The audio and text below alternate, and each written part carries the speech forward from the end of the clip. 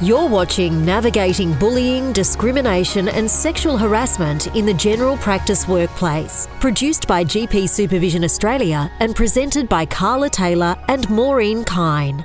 We would like to begin by acknowledging the traditional custodians of the land on which this recording was produced and pay our respects to their elders, past, present, future, and their families. The reason for this session, we have engaged Maureen, a subject matter expert, to develop content to help us and help our members and registrars manage the rather sensitive topic of bullying, discrimination and sexual harassment, which has become quite the topic in medical sphere over the last couple of years. And in general practice, it's as relevant as anywhere else, and it is something that can really badly impact GP training, as we know. So we engaged Maureen, who's written up this fabulous guide with us, and we are blessed to have her here with us today to talk about the nitty-gritty behind this stuff. And we're trying to positively frame it because I think it's all about prevention as much as possible. That's what we're here to do, is try to empower people to deal with matters as they arise in a proactive way. Maureen, you're an upward bullying expert. And of course, just a phrase like that, upward bullying, when I first heard it was, I have to know more about this. What are we talking about here? Now, I'll get you to introduce yourself, please. Thanks, Carla. It's an absolute privilege and an honour, to be working with you and creating this manual. I've been running my consulting practice now for over 20 years and focused on all inappropriate and unlawful behaviour, and have seen some of the worst and seen some of the best. But over the last couple of years, I've been drawn into addressing upward bullying, where leaders, and no matter whether they're in a team leader role or whether they're in a CEO role, who've been subjected to subordinates bullying them. And it's really quite extraordinary thinking that this type of bullying does take place. So we've been addressing that on a global aspect. So I get many, many calls and coaching people worldwide at the present on it. So it's exciting to see it being recognised, but it's also good to be able to support those in those leadership roles, how to manage and how to address the behaviour when it's actually happening, because it is quite destructive when it takes place, both in a psychosocial way and also how it affects people's lives overall. I suppose we are talking about power dynamics, and they've changed significantly in an employment context here in Australia. The IR context changes so rapidly. And I think back through my working life, how many iterations and what a good work ethic once looked like. We need understanding around these things to feel that we're doing the right thing and be empowered to do better. So really happy to have you here with us today. Awesome. Thank you. Thank you. So tell us about this guide. You've broken it into 4 sections for us. Tell us your reasoning for that.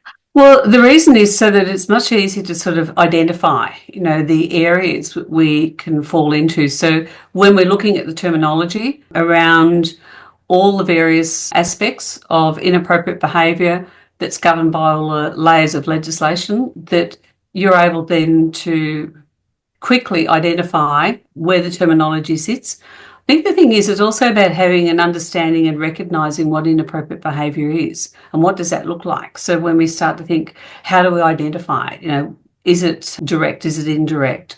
So there's lots of examples, in that part of the book. But the next part is also about how we manage inappropriate, and we've got here unlawful behaviour, because the changes in the legislation, particularly the new Respect at Work law, is now that they've identified sexual harassment as being unlawful. So it's not just inappropriate or unacceptable anymore, it's actually unlawful. So this is a really important part within the manual that you can then use as a great resource to look at how you're going to manage that behaviour. And then there's some tools and resources and checklists and things like that at the back of the manual that will then help you. One is also perhaps look at your own self-awareness around the type of leader that you are and where you in the practice might even be compromising some of the situations or processes that are taking place. And there's lots of other additional resources in there for you. The objectives of the guide really are, overall, is how do you create a safe, respectful and professional workplace? And I think that's the key part about this, is that we can have all these policies and manuals and things like that around us, but the fundamental part is looking at how do we create that safe workplace that is based on, that's respectful and professional at the same time. So it's fostering that culture where people feel safe to be able to speak up. They feel safe to be an active bystander within the actual practice. So that when we do that, we can then look at how we eliminate bullying behaviour, how we eliminate sexual harassment, and how we eliminate, discrimination happening within the workplace. Because of the diverse culture that we see within general practices overall, it is really important to start looking at how do we recognise those signs of inappropriate behaviour and addressing them up front rather than avoiding having those discussions. And I think some of these actionable strategies and the different response mechanisms, they're really heightened in GP training, Maureen, because of the nature of a fixed term contract of a registrar. A registrar is in the practice for 6 months. Somebody new comes in, you have to get them on board with the same culture and not have the clash of cultures or just make it's too hard. It's too hard. The permanent team is the reception team and, the handful of practice partners. No, it has to be the whole workplace. In fact, it has to extend to the patients, doesn't it? It needs to be a culture that embraces everybody within that environment. Absolutely. And I think the key thing is, though, when we go back to that respect and providing that safe workplace, is that and you're very familiar with it, when you walk into a practice and you feel safe and you feel respected, it comes from people feeling comfortable and about being able to have a conversation with somebody. And I think this is the key thing, is that we should be able to say to somebody, hey, what you just said then was inappropriate. It hurt my feelings. It can be as subtle as that, but we can ask for behaviour because we're adults within the workplace, so we actually own the way that we respond and we own the way that we act in all times. So I think it's really important to start looking at what are the actions, what are we going to contribute into providing that safe workplace. It's not just the practice manager that provides that, everyone contributes to it. So here we've got some words that people might recognise. How do we actually recognise them in a way that we can identify when we see these things happening around us, or that we might be a target, we might be the perpetrator? How do we go from words that are one-dimensional into identifying? Well, I think the key thing is that every one of these has a key definition under all the various layers of legislation that are out there. So, we know what bullying is. But when it comes to, it's unreasonable behaviour that's directed towards a person or a group of people. But I think the key thing is that what does it look like? It can be direct. It can be somebody shouting. It can be somebody within our physical space making us feel unsafe.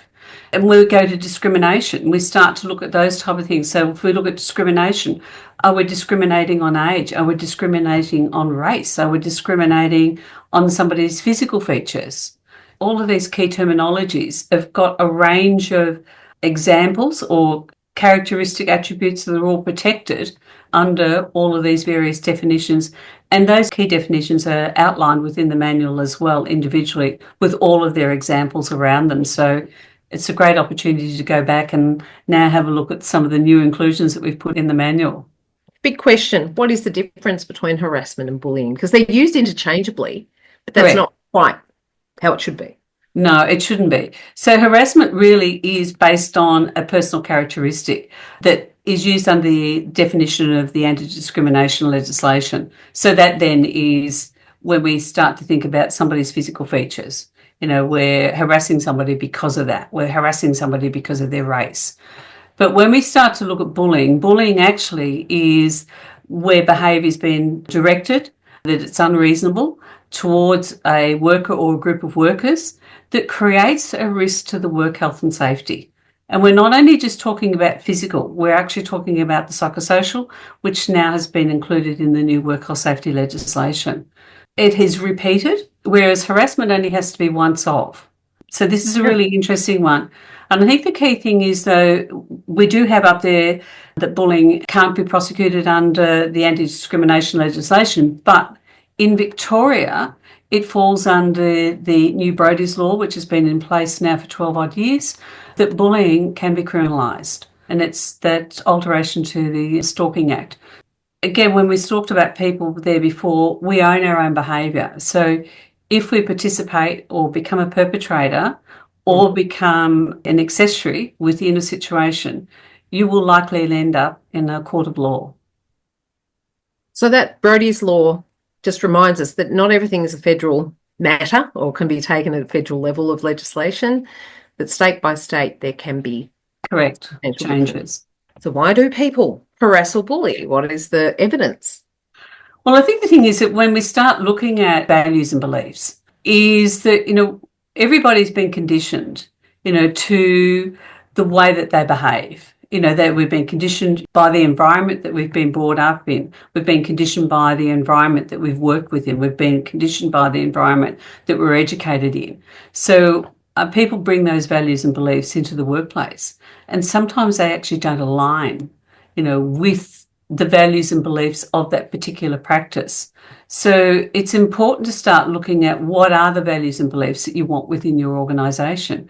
What values, do you have, up on your staff board, saying these are the values that we actually want within our organisation. And I believe that drives, a great culture. It drives creating that safe workplace when we are acting in a respectful manner.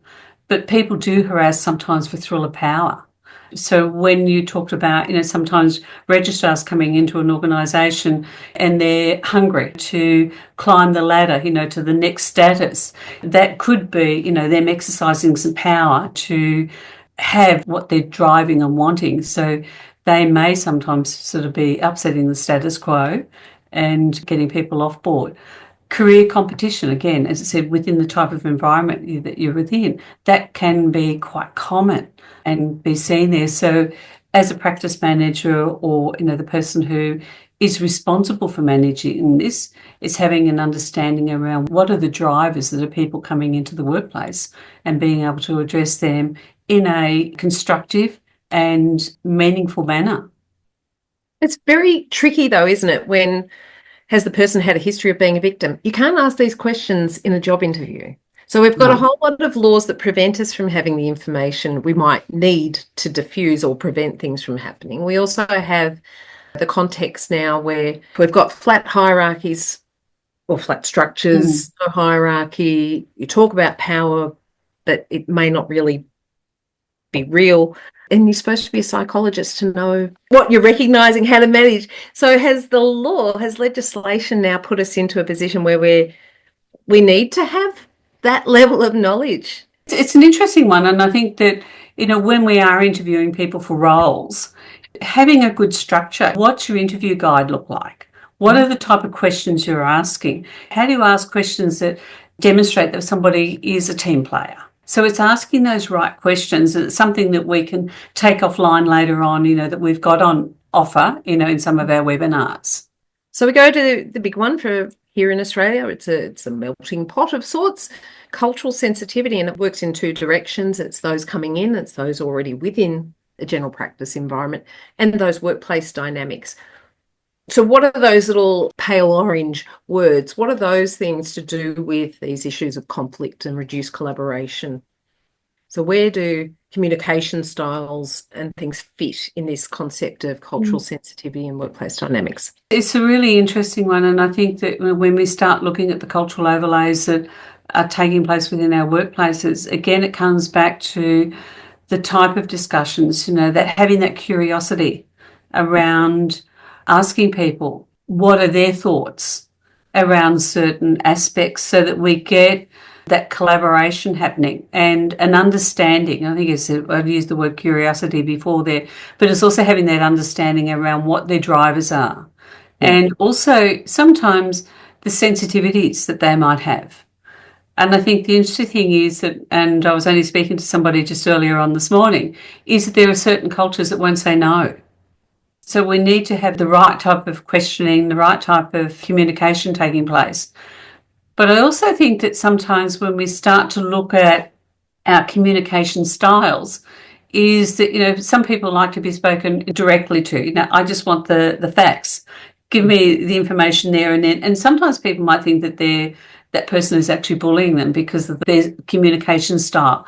Other people might want a lot more information to be able to do their job. So that then has another impact on information being transferred. Is it being transferred quick enough, for the type of practice that we're in and the information that we want to work our way through?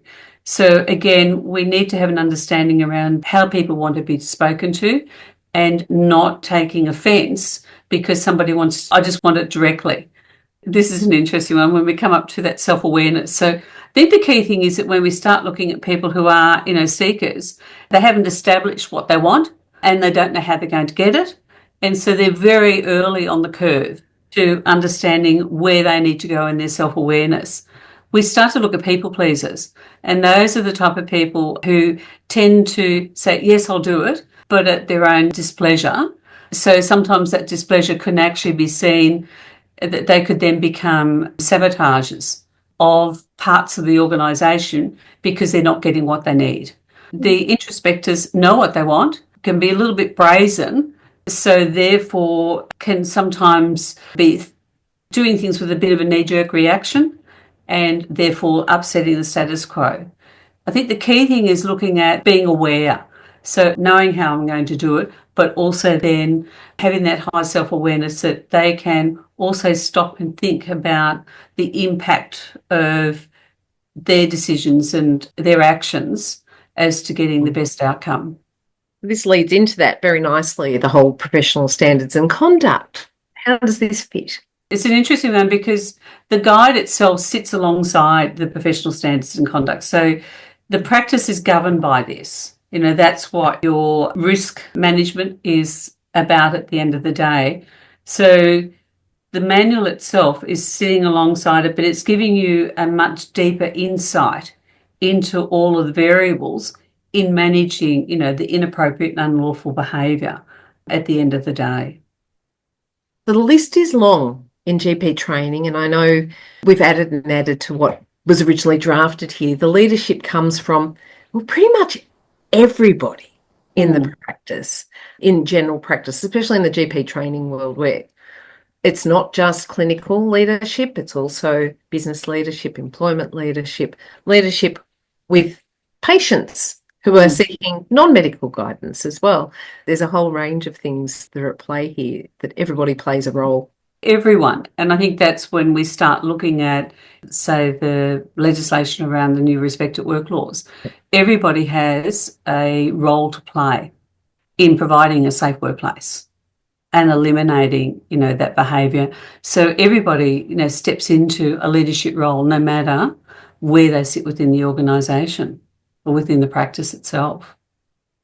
And this is a big feature within the guide, and it might seem dry to a lot of people, but I think it's the necessary bit, looking at policy in action and how what we take as day-to-day interactions actually translates into legislative requirements and how you can make that possible as the day-to-day under policies. So you've done a lot for us in this space in the guide. Is there anything there that you wanted to? The key thing is it's starting to look at being consistent. I think that's a really important part, having consistency across the practice so that if somebody's behaviour isn't appropriate, you're addressing it.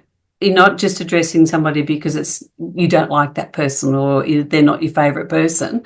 But I think it's been consistent and fair right across the practice itself. And I think the other one too is providing good feedback. And, people often think, oh, gee, I don't want to step into that zone. And I think it's one of those things that we talk about in my role.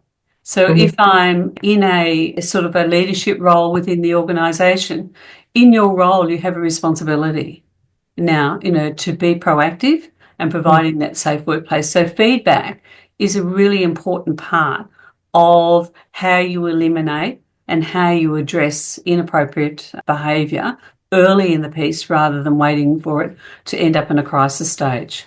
I'm going to throw something at you. So within general practice over the last quite a while now, the deficit of available GP workforce means that some poor behaviours are watered down rather than being addressed potentially because we're scared of losing that GP or that GP registrar or that supervisor. And it might be the same in the admin side, but definitely what we hear about a lot is, this person shouldn't be here, but we're so short on doctors in this town. What do we do? Do you believe that the strategies within this guide can help to combat those sorts of scenarios? Because they are common. Look, absolutely. And I think the key thing is that we need to go back and have this discussion around the new psychosocial mental health regulations. And we're only talking about this yesterday in a group that I was talking with. The reality is that we can no longer say, waiting for something to happen. We actually now have to be proactive. I think the thing is it's sad in a way that we have to have regulation that say that this is what we must do. So it's now not we'll do it later. It's actually a must that we must be proactive in eliminating inappropriate and poor behaviour. Yeah. But I think the key thing is also then being able to address those. If we walk away from today and start to reflect on some of the behaviour that is, borderline or perhaps cross the line, it's important to think, well, okay, what are the strategies we're now going to apply to start addressing these behaviours moving forward? Because unfortunately, if we don't, it will end up in a very unfavourable situation. Sexual harassment. These definitions that are in dot point here, they've all been added to something that was almost just a one line. And I think the thing is that, like, sexual harassment, we all know what sexual harassment is, but there's been an expansion of that under the new Respect at Work legislation. So now what we have is we've got sexual harassment as such, but we also now have sex discrimination, and then we have sex-based harassment, which is the old sexism, sexist type jokes. So those two new definitions have been included within the policy, and they are within your manual. So sex discrimination can take place in relation to somebody who is not being given the job because they were female, because they're pregnant and so forth. And then sex-based harassment can be in relation to just something like saying, to a young intern that's come into your organisation, hey, he sounds like he's got a high-pitched voice like a female, like a girl. Yeah. So that's sex-based harassment. So these things don't have to be repeated. It's only a once-off, and it's actually unlawful. So it's a whole new realm of exposure now that the practices may have. And it is, as you said, it's a bit sad that we've had to go to the level of policing behaviours under these legislations. Correct. And the other changes here is that we see victimisation. In victimisation, you will see that's generally, in all workplace behaviour. But now if you victimise under this new Respect at Work, if you victimise somebody because they've actually made a complaint around sexual harassment or have witnessed and about to make a complaint and they're victimised, that now is unlawful also. And I think the other inclusion here, there are two inclusions here which are particularly important, is the hostile work environment. So when we start to look at if we've got sexual harassment happening or sex-based harassment, that type of thing happening, what it is, it's creating what's called a hostile work environment. So therefore, that can be reported, through to the Commission, and therefore there could be interventions, coming through from that. But overall, the workplace now has a positive duty to eliminate, and it's not reduce, it's actually eliminate sexual harassment from the workplace. So this is the really big one. The big myriad of bullying, these are great little examples that we've taken out of the guide. Is there anything there that is new? Like, is there anything there that you think people need to focus on more in your experience with your consultations? Well, I think the key one we need to be looking at more now is psychological mistreatment. And this, again, fits within the new mental health regulations, that workplaces will actually have to implement. So, and it's a really difficult one because when we see somebody who is being treated badly from a physical perspective, it's something that we can see and we can address. But we can't see the psychological mistreatment. And I think this is really important to start. Well, how does that appear? As we see gossiping, we see that social exclusion, we can see, intimidation, all those other things that are sort of done on the quiet subtly, but they can have a huge impact on that psychological, well-being of the person who's been subjected to it. And that makes it, I would assume, rather he said, she said, for the purpose of trying to, if it's a legal matter, trying to define it as worthy of prosecution or worthy of taking further versus defending it. And I think the interesting thing too is that, I've dealt with many claims with employers where they've had employees, sort of going off on, a work cover claim. And so the GPs are dealing with this themselves. So they've got patients coming in who have been subjected, to the psychological aspects within their workplaces.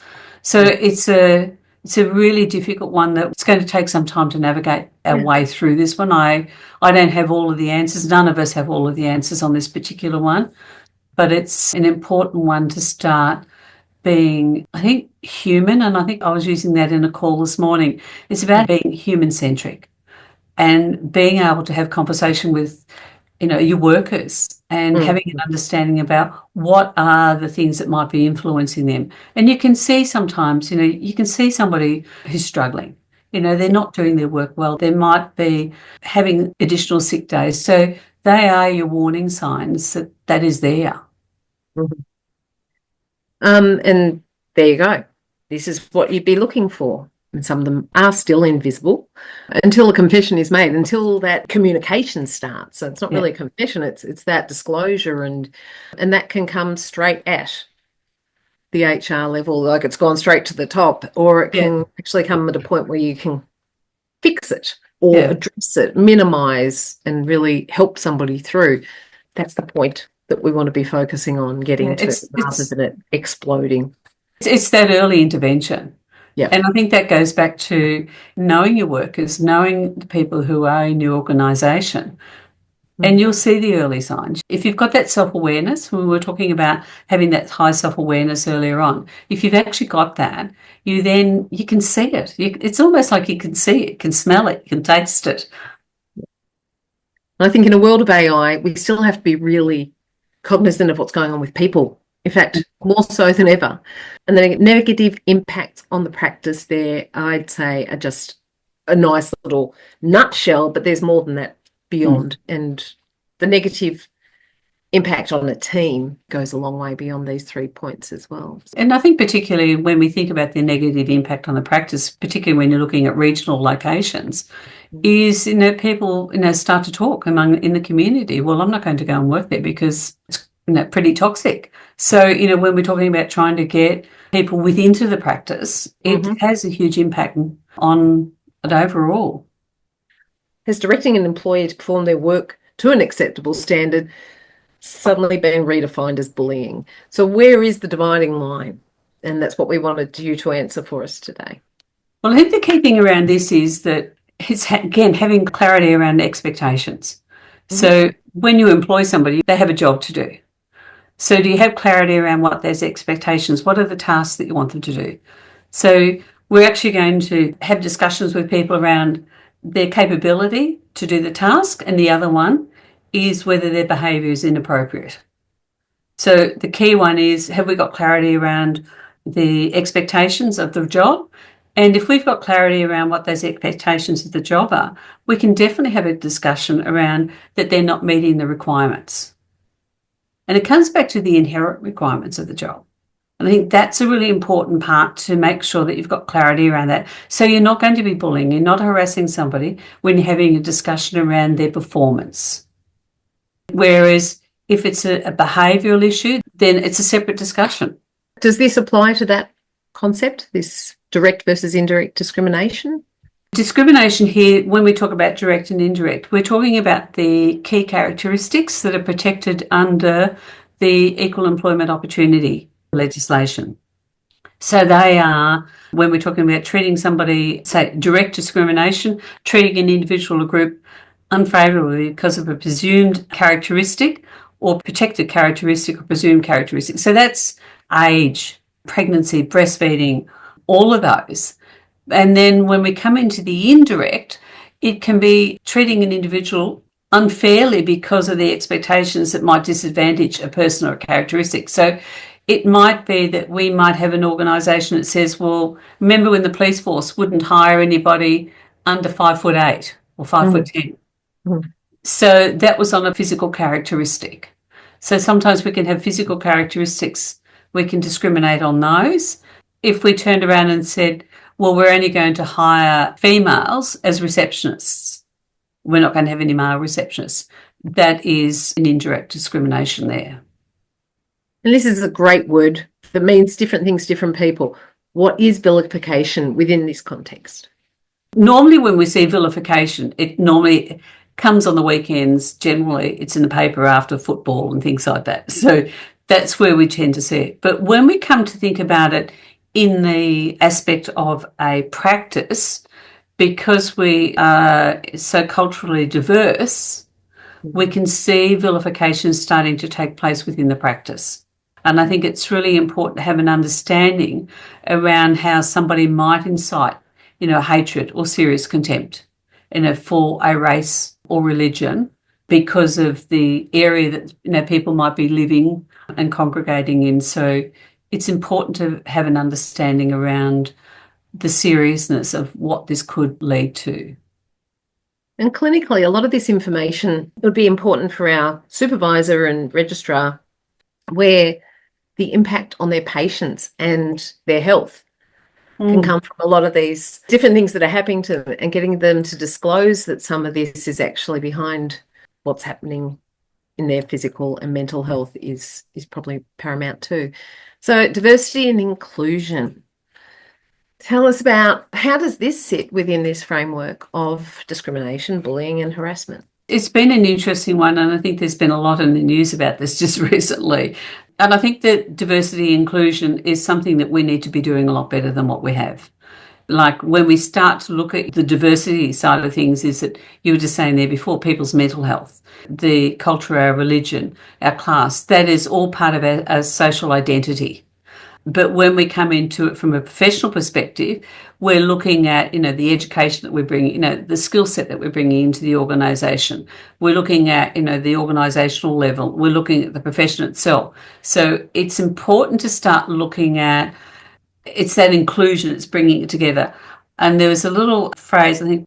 And it was Verna Myers. And she talks about diversity is being invited to dance.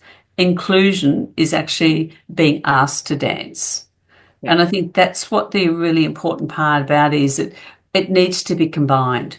When we look at that social identity, we're all going to come into the workplace with a whole variety of additional social aspects that we bring into the workplace then, but it's how it's being included, how are we embracing that inclusion so that we are physically dancing at the end of the day. Diversity being invited to the party, inclusion being asked to dance. I think that's really lovely. Yeah. So this is a great diagram as well, attributed to Diversity Australia, isn't it? Yes, it is, yeah. And this is what this inclusion is. It's about having that respect. And I think the thing is that it's about, like we talked about respect, and we talked about that before, but it's that connection. And that connection comes back to that human side of things. How do we, have that conversation with people to make them feel safe and make them feel comfortable? But it's also that contribution. Every one of us is going to contribute to the workplace in our own way.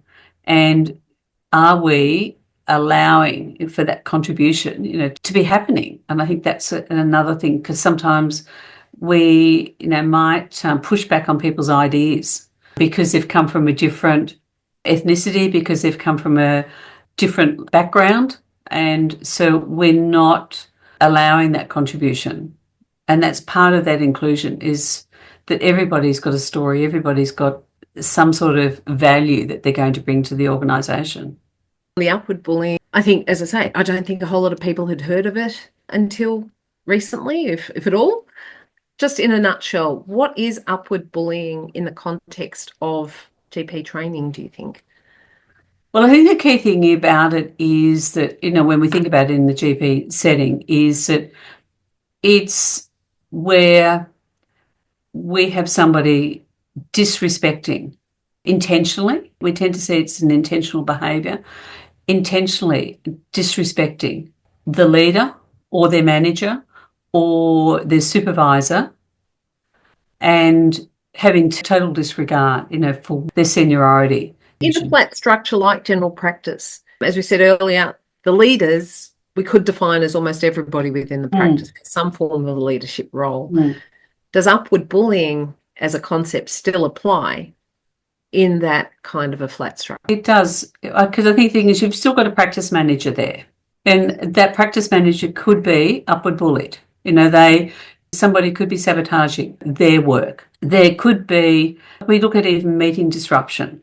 So, we've got standard meetings that we need to undertake, on a monthly basis. So they could be disrupting those meetings by coming in late, not following the instructions and things like that. And then I think if that's a practice manager, if we then start thinking about, the GP, the educator, that is there, the person who is the upward bully could be doing subtle intimidation practices on the GP himself, or, being incivil, within their behaviour, disrespectful, or even sort of questioning their competence. Yeah, and I think that's a really important one, is that the GP is there to provide guidance, around certain criteria and learning practices. And if they're not being followed, again, that's actually going to be compromising the actual, patient outcome. And I've seen that happen, with a couple of other specialists that I've been working with recently. And this sort of comes to, I think sometimes when we look at that upward bullying, is we think about different ethnicities where it may be male dominated and they're having to report to a female supervisor, and therefore they will not take instruction. It's again, how do we have the conversation within the practice itself that this is not appropriate? So one of the strategies, of course, is prevention. In the guide, you've laid out some policies and procedures and the importance thereof. I think the thing is that we've actually created a definition of what is upward bullying. And I think it's really important, because this is such a new terminology and definition that we're discussing. I think that every practice, it's important for them to start having conversation around what this actually is and what does it look like. And that, all employees, all participants within the workplace are now provided an overview of what this actually is. Therefore, then you give everybody an opportunity to embrace what this actually terminology means and how it's important to create that safe and respectful and professional workplace. I have examples from having interviewed people within the GPSA research remit. Supervisors who, yes, female, there was a sexism involved, there was other cultural sensitivities involved. The nature of the registrar being that they could be PGY 28. They could have been practicing professionally for many, many years. They come into general practice and they're faced with a supervisor who's younger, different culture, different sex. And I go back to these interviews, I didn't have upward bullying as a phrase to label it, but that is absolutely what I've heard a lot of stories about. So it's awesome that we now have some strategies to share with people. And it works in other contexts. It's a patient who might be putting a registrar into a feeling of being upward bullied. And the other one is this intervention approach. Well, I think it's really important, the intervention, looking at the strategies, what do we need to apply right now, is it's really around that awareness. And I think it's really important to start having that awareness, talking about it. And I think the thing is that it goes on part of your meeting. It should be part of the meeting agendas going forward now for the next couple of months. And we are also going to be running some webinars on that. But I think it's having that high self-awareness around this, but it's also about self-management too. So I think sometimes if we start to think about our own behaviour, what have we actually compromised our own well-being? Have we actually compromised what we're doing at different times? Have we actually been upward bullying, others within the organisation? And the key one is here, this also fits within the Respect at Work legislation, is bystander intervention. So bystander intervention is a really important one where people feel safe to speak up. It's actually part of the legislation that it is a requirement that bystander intervention is now implemented within all workplaces. Like, is there a stick to that or a carrot? Like the bystander who sees inappropriate behaviour or upward bullying, is there a requirement on them at law now? It's part of this elimination. It's part of this positive duty. So everyone actually has a part to play within the positive duty legislation that they now will intervene. But some people might not feel safe to do that. Yeah. So it's, again, what are the strategies that we're going to apply to the practice to make it a safe workplace? And it goes back to, again, those conversations, being human. Yep. Be kind and be human. Managing inappropriate and unlawful behaviour. So these again harken back to the positive duty under the work health safety legislation, the changes in that the psychosocial mental health regulations are now fall into that as well. Right. And then we go into the policy checklist. And this is fabulous that we've got this checklist in place. Now, it might be a document that's been formatted for downloading. You can print it off, you can do what you like with it, but it is considered a living document. So as the law changes, as things morph, as they inevitably do with laws and employment laws in particular, we will update these things. But these policy checklists and the different little checklists we put throughout the document are very handy for now, and they will be updated as we see the need to arise.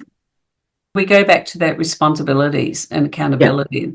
And I think, again, just expanding on that, we all have a responsibility. We're all accountable into providing that safe and respectful workplace. Absolutely.